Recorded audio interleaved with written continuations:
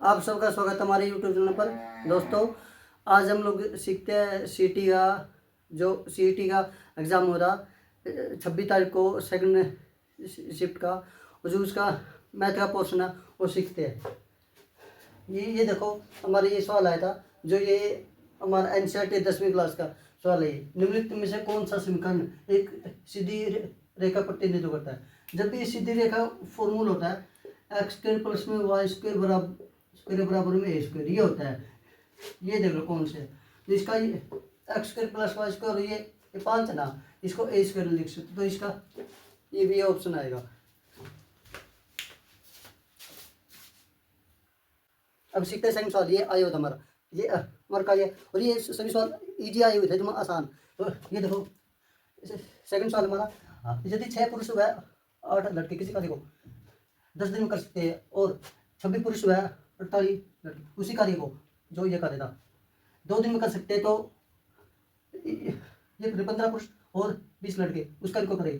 तो ये देखो, ये कार्य और ये कार्य इक्वल है ना, तो इसको आप ऐसे ऐसे लिख सकते हैं, 6 पुरुष प्लस में 8 बॉयज, इसको करता है 10 दिन में, और ये बराबर में हो जाएगा 26 पुरुष और प्लस में 48 बॉयज, इसको करेंगे 2 दिन में, है ना।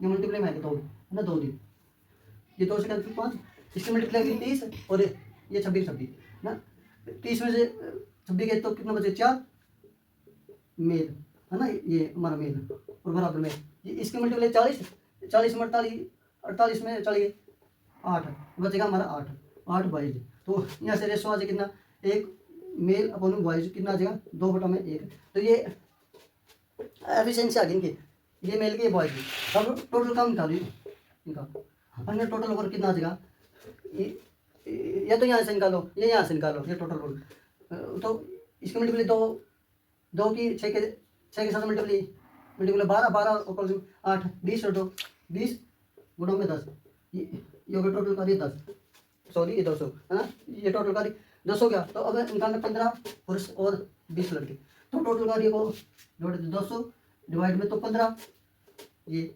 मल्टीप्लाई में मेल कितने 2, इसकी होगी मल्टीप्लाई 30, 15 29 और 20 बॉयज, और बॉयज की एफिशिएंसी 1, तो ये आ जाए 20, इसको जोड़ लेकिन 50, इसको इससे डिवाइड करें तो ये 4 दिन ऐसे आ जाए। ये देखो, ये हमारे पास किसी परीक्षा में एक उम्मीदवार नहीं है कि यहाँ पर रहेगा विद्यार्थी, एक ये परीक्षा होती है, उम्मीदवार की थोड़ी होती है, विद्यार्थी की होती है। ये मिस्टेक है इस सवाल में। 20% अंक प्राप्त करके 30 अंकों से उत्तीर्ण होता है, उत्तीर्ण का मतलब फेल होता है। और जबकि दूसरा विद्यार्थी जो 32% अंक प्राप्त करता है, वो 42 अंक अधिक मिलते हैं। तो ये मतलब परीक्षा में कुल कितने अंक थे? जब भी हमारे ये हो ना 20% अंक लेता है, और ये 30 अंकों से फेल होता है, और ये 32% अंक लेता है, और इसके आते हैं 42 नंबर ज़्यादा, है ना, ऐसे है। जब भी ऐसे होने तो इसका ये नियम होता है परसेंटेज में डिफरेंट और नंबर में डिफरेंस। तो इनका अंतर करो, इनका अंतर आया 12%, और इनका अंतर करेगा ना, अंतर होता है मेरा पॉजिटिव में से नेगेटिव माइनस करना।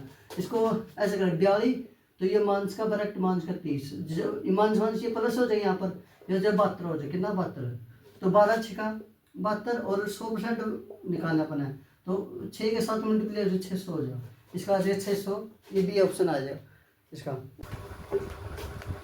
अगला सवाल हमारे पास, आनंद और दीपक ने एक व्यवसाय में, आनंद ने लगाया 22,500 और दीपक ने ये 35,000 निवेश किया। एक साल के बाद उनका जो प्रॉफिट है, आनंद और दीपक का 13,800 रुपये। दीपक का हिस्सा निकालना, दीपक का शेयर, ये आनंद है, ये दीपक है, तो इसने लगाया 22,500, है ना, 22,500, और आनंद ने 35,000। और एक हमारे फॉर्मूला साझेदारी का, ये profit direct equals to investment गुना टाइम, ये हमारा फॉर्मूला है। जब भी ये साझेदारी करते हैं, ये profit direct proportional to investment गुना में टाइम। तो दीपक कैसे निकालना है, ये 2 0 से 2 0 कैंसिल हो गया, और एक साल के लिए 12 मल्टीप्लाई 12, तो ये कैंसिल हो गया। तो फिर उसके बाद 5 है, 5 का 20, 5 25, ये 5 था 35, फिर 5 से 5 नीमा, इनका रेशो ले ले, तो 5 में 5, 5 चौका 20, तो ये आ गया ना। तो ये दीपक का हिस्सा निकालना है, जैसे 14 बटे में इनको ऐड करो, ये हमारा 23 था, जो 23 मल्टीप्लाई, और उनका प्रॉफिट कितना है, ये 13,800, तो ये इससे ये कैंसिल हो जाए 6 है ना, 23 चिके 138, तो इसकी मल्टीप्लाई 14 चिके हमारा 84, ये 8400, ये का ये डिप्पे का हिस्सा आ गया। अगला ये देखो इजी सवाल आए हुए थे, एक वस्तु पर 3,000 अंकित है और 40% की छूट पर बेचता है। यदि दुकानदार को लागत मूल्य का 10% की हानि होती है तो वस्तु का वास्तविक लागत मूल्य सीपी निकालना है। सीपी निकालना है ना, तो सीपी निकालने के लिए फॉर्मूला होता है हमारा सीपी अपॉन में एमपी, ये फॉर्मूला होता है। तो ये होता है 100 मंथ्स का डिस्काउंट अपॉन में 100, ये मंथ्स प्लस ये तो प्रॉफिट या लॉस, ये होता है। तो ये दे दिया, तो 100 डिस्काउंट है ना, ये ऐसे डिस्काउंट माइनस हो जाए, 100 में चढ़ गए 60, और ये 10% लॉस है ना, 100 में उधर गया 90, तो 0 0, फिर ये 3 से 3 दूनी 6 और 3 2, ये दे दिया एमपी मतलब अंकित मूल्य कितना है 3,000 है ना, 3,000 कितना गुना है 3,000 है ना, 1000 गुना है, तो सीपी निकालना है, सीपी तो इसके जा के साथ मल्टीपल कितना है 2,000 है ना, 2,000 ये जा के साथ मल्टीपल, ये ऐसे निकालना है, इसका आंसर आया 2,000। अगला सवाल देखते हैं, एक हमारा ये था, दो संख्या है ए और बी, उनका मैथ है, और यानी एलसीएम और एचसीएफ का संबंध बताना है। ये होता हमारा ए गुणा में बी बराबर में एचसीएफ गुणा में एलसीएम। ये सभी सवाल ना जो 10वीं क्लास के एनसीईआरटी बुक है वहाँ से उठा रखे थे, सेम के सेम। तो ये होता है ए गुणा बी बराबर में एचसीएफ गुणा में एलसीएम, ये इसका ये सवाल था। आगे सवाल देखो, ये एक सवाल था जमा इजी, ये तो उसके ये क्यों करना था, ये देखो 0.3 इसका होल क्यूब, ये बताना था। तो ये अंदर ही क्यूब कर लो, कितना 3 का 27, और ऊपर ये क्या पावर 3 है ना, तो 3 अंक का बाद 0 आई, ये तो 2 अंक है ना, तो 1 2 और ये 1 0 ला के ये पॉइंट, तो इसका आंसर ही आएगा। जितनी पावर हो ना तो उतनी अंकों के बाद 0 लगती है। ये 3 का क्यूब 27, और ये 3 पावर है तो ये 3 का बाद ये आएगा, तो ये इसका सवाल इसका आंसर ये आएगा 0.027 है ना। अगला सवाल देखते हैं,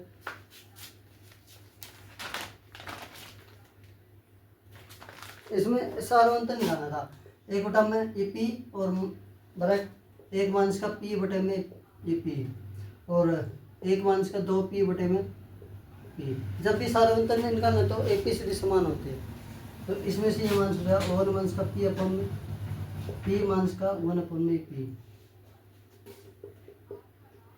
तो ये सेम है ना, इसमें ये सीधे ही माइनस जाओ 1 माइनस पी माइनस 1 अपन में ये पी, इससे ये कैंसिल माइनस का पी अपन में माइनस का पी अपन में, और ये बराबर पी, इससे कैंसिल तो माइनस का 1, तो ये माइनस का 1 आ गया। इसका सारवंतर निकालना था इसका। अगला सवाल क्वाड्रेटिक का आ गया, द्वितीय चतुर्भुज में एक बिंदु के भुज और कोटि का, ये हमारे पास ये होता है, ये होता है फर्स्ट क्वाड्रेंट है ना, ये सेकंड, और ये थर्ड, और ये फोर्थ होता है ना, ये थर्ड। इसमें होता है पॉजिटिव पॉजिटिव, और इसमें नेगेटिव पॉजिटिव। ये कैसे, ये एक्स की वैल्यू ये वाई की वैल्यू होती है, ये पॉजिटिव पॉजिटिव ये एक्स एक्सिस होता है ना, और ये वाई एक्सिस होता है, और ये वाई डैश एक्सिस, और ये नेगेटिव होते हैं ना, तो इसका पूछ रखा था। ये आ जाए सेकंड का पूछ रखा ना, तो सेकंड का था यही, तो ये है जा माइनस का 1 और ये प्लस का 1, तो इसका तो ये यही है। अगला है हमारे पास प्रायिकता का सवाल है। ये हमारे पास ये देखो 4 ऑप्शन है, 0.04%, 0.4%, 4 और ये 4%। ये बताना कौन सी घटना की प्रायिकता नहीं हो सकती, कौन सी घटना की प्रायिकता नहीं हो सकती। तो हमेशा प्रायिकता का आंसर जो प्रोबेबिलिटी का आंसर 1 होता है, 1 से हमेशा बड़ा ही आएगा, ये छोटा है 0 और 1 के बीच में आता है आंसर। तो सीधे दिखे ना तो ये नहीं हो सकता, ये 4 आए ना तो ये 1 से बड़ा है, तो इसका आंसर ही आएगा। ये बोले कि इसमें कौन सी किसी घटना की प्रायिकता नहीं हो सकती, तो ये जो प्रायिकता आंसर है 0 और 1 के बीच में आता है, तो 1 से तो बड़ा यही है, तो यही आएगा। अगला सवाल है 2 अंकों की संख्या, 2 अंकों की संख्या, एक संख्या के अंकों का योग 11 है। ये बोलते 2 अंकों की संख्या है, और इसमें ऑप्शन भी है ऐसे ये दे रखे हैं, सभी निकाल सकते हैं इस सवाल को। तो ये है और 54, 56, 68, ये देखो ये 2 अंकों की संख्या है, इनका जोड़, इनका अंकों का योग ना ये 11 आना चाहिए, इनका अंकों का योग तो 9 आता है और इनका अंकों भी 9 भी, तो ये तो नहीं होगी, तो यही है एक ही है, तो इनका अंकों का योग हमेशा 11 आएगा, तो यही हो जाएगी और ये तो नहीं होगी। तो ये ऐसे ऐसे सवाल भी आते, देखो निकालना है ए और सी का रेशो निकालना है, ए और सी का। ये देखो इसमें हमारे पास क्या ये कॉमन होना चाहिए, ए और सी का ये रेशो निकालना है, ए और सी का। इसमें क्या ए और सी निकालना है ना, तो हमारे पास ये बी सेम होना चाहिए, बी हमारे साथ है, ये 8 है, तो इसको सेम करने के लिए इसको 7 से मल्टीप्लाई, इसको 8 से मल्टीप्लाई, ये सेम हो गया, ये हो जाए 40 बटा में ये 56 और ये 56 और ये 63। ये देखो ए और बी का रेशो सीधे नहीं आएगा, यहाँ पर भी कॉमन, ये देख लो जो सी कॉमन चीज़ है ना वो सेम होना चाहिए, ये कॉमन थी ना, ये 7 था ये 8 था, ये सेम नहीं, तो अपन ये सेम बनाए, अब आ जाएगा 1 ना ये 40 और सी हमारा ये 63, ये आ जाएगा हमारा, है ना। ऐसे ही सेम 8वीं क्लास का जो नवोदय का एग्जाम होता है उसमें मत सेम सवाल है, मैंने ये समझाया भी था, जो सेम ही सवाल है। ये देखो हमारे पास ना ये बताना है ये गलत कौन सा है, इसमें से ये 4 ऑप्शन है, एक गलत है वो बताना है। तो ये ऐसा बताने के लिए ये देखो हमारे पास ये होता है ए प्लस में बी, इसको आप बी प्लस में बी लिख सकते हैं, है ना, लिख सकते हैं। नहीं, ये हमारा ए हो गया और ये बी हो गया, सेम संख्या, इसको अपन ये लिख लिया बी और प्लस में, आंसर तो सेम ही आएगा, तो ये भी इसका ये ठीक है। और अगला ये 2 बटा में 3 डिवाइड में ये 5 बटा में 4, ये जब भी ऐसे डिवाइड आ जाते हैं ना तो सेकंड को आप पलट सकते हैं, ये सेम। और जब इसको पलटेंगे ना तो मल्टीप्लाई को डिवाइड में देखने के लिए एक संख्या पलटते हैं, ये ऐसे लिख सकते हैं, ये भी ठीक है। तो ये माइनस में ना ये नहीं आएगा, इसका ये गलत है इसका, और इसको भी लिख सकते हैं मल्टीप्लाई में, देखो ए गुणा में बी, आंसर जो भी आएगा ए बी आएगा, या बी गुणा में ए कर लो तो बी ए आएगा हमेशा, तो इसका ये ऑप्शन आएगा।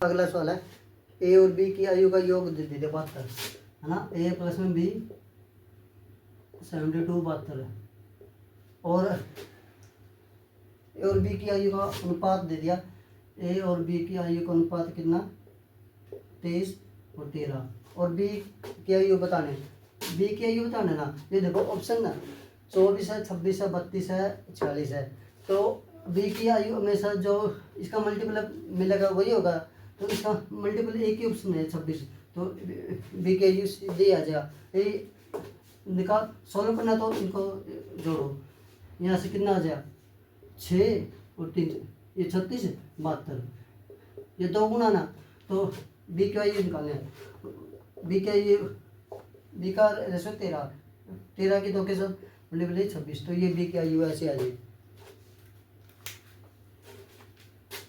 अगला सवाल है, ये देखो इसमें ये सीधा ही फॉर्मूला है। एक ट्रेन x किलोमीटर प्रति घंटा की ये दे गति 2 घंटे भी नहीं चलती है और उसकी गति x किलोमीटर प्रति घंटा कम कर देती है, 10 किलोमीटर प्रति घंटा और 3 घंटे लगते हैं, और हमारे पास कुल दूरी 370 है। तो उसकी ट्रेन की प्रारंभिक स्पीड निकाल लिया। तो ये हो जाएगा 2x, यानी x है ना, और ये तो हो गया हमारे पास स्पीड है ना, x किलोमीटर प्रति घंटा, और इसका टाइम है 2 घंटे। तो यहाँ से डिस्टेंस निकाल ले, डिस्टेंस निकालने के लिए स्पीड गुणा में टाइम है ना, स्पीड गुणा में टाइम, यह जो 2x प्लस में। अब ना 10 किलोमीटर प्रति घंटा कम कर देती है यहाँ से, तो x मान इसका 10 हो जाएगा, और 3 बराबर में 370 है। इसकी डिस्टेंस निकाली और इसकी निकाली, इनको ऐड करके ये आना चाहिए 370। तो ये हमारे पास कुल दूरी आ गई है। तो यहाँ से प्रारंभिक, यहाँ से आ जाए इसके मल्टीप्लाई 5x, और ये जो मान इसका 30, उस साइड जाके प्लस को 370 माइनस का ना, इस साइड आके ये प्लस को 300, ये 30 कितना हो जाए 400। तो x बराबर में 400 बटे में ये 5, यहाँ से कितना आ गया 80 किलोमीटर प्रति घंटा, ये आ जाएगी। ऐसे ही निकालना था ये सवाल। अगला सवाल देखो, एक सवाल है जो इजी, ये देखो साइन स्क्वायर एंगल और मान इसका कोस स्क्वायर थीटा बराबर में 0। तो यहाँ पर थीटा के वैल्यू बतानी क्या है। जब भी 4 ऑप्शन थे, 30, 90, 0, 45, 0 रखोगे तो आएगा नहीं है ना। हमारे पास ये फॉर्मूला होता है साइन 0 1 होता है, तो 1 मान कोस 0 0, सॉरी साइन 0 0 होता है और कोस 0 1 होता है। ये तो मान का 1 आ जाए तो 0 तो नहीं आएगा। जब यहाँ पर 45 रखेंगे ना, तो साइन 45 साइन 45 होता है हमारे पास साइन 45 1/√2, 1/√2 का स्क्वायर मान के 1/√2 का स्क्वायर। इससे ये कैंसिल, इससे ये कैंसिल, 1/2 मान के 1/2, 1/2 ये मान के प्लस का 0। तो ये एंगल आ गया 45 डिग्री इसका। जब यहाँ से 4 ऑप्शन में 45 वैल्यू रखेंगे ना, तो ये आएगा इसका। ये बोलते हैं प्रथम 40 प्राकृत संख्या का औसत निकालना है। जब भी ये फॉर्मूला होता है n प्लस में 1/2, सीधा 40 प्लस में 1/2 कितना 41/2, इसका 2 हो जाएगा 20.5 है ना, तो इसका ये आ जाएगा 20.5। तो ये थे हमारे मैथ का क्वेश्चन। तो मैंने देखो कितनी मेहनत के साथ ये वीडियो बनाई। तो आपको वीडियो अच्छी लगे तो चैनल को सब्सक्राइब और लाइक और शेयर ज़रूर करना है। तो और आप सबने बताना है आपका स्कोर कितना है ना। धन्यवाद।